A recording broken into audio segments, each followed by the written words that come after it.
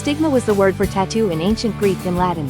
The oldest tattoo ever found was on an Egyptian mummy around 2000 BCE. The oldest physical proof of tattoos has been found on an ancient mummy from the Alps, called Oxy. Sailor tattoos are traditions of tattooing among sailors, including images with symbolic meanings.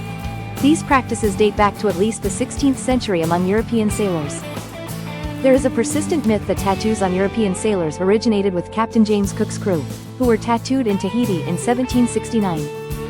69% of tattooed adults in the US say they got inked to honor or remember someone or something. The traditional link of tattoos with slaves, criminals, and barbarians was reflected in the stigma's implications of shame and contempt, which were similar to its English equivalent.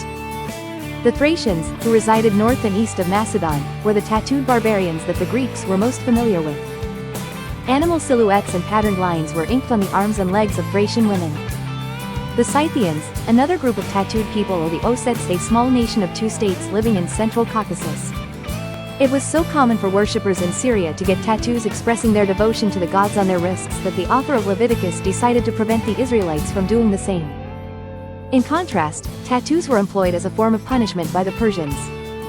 Alexander came upon a whole Greek settlement during his conquest of the Persian Empire that had been disfigured and inked by the King of Kings. Xerxes had a group of his Theban friends inked during the Persian invasion of Greece a century and a half prior. It appears that the Greeks did not engage in tattooing prior to their meeting with the Persians. However, by the start of the classical era, they had started tattooing words like, "Stop me, I'm a runaway," on fugitive slaves, usually on their face or neck. These tattoos became so well known that they were mentioned in the Book of Revelation. War prisoners were also tattooed by the Greeks, usually with the symbols of their captors.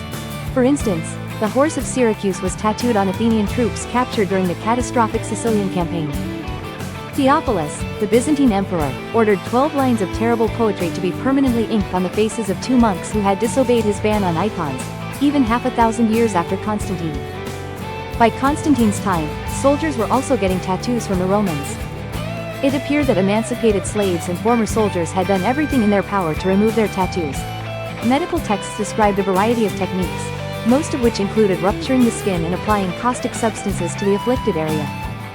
Additionally, many early Christians had the name of Jesus or the sign of the cross tattooed on their arms, possibly as a result of being influenced by the victims' penal tattoos.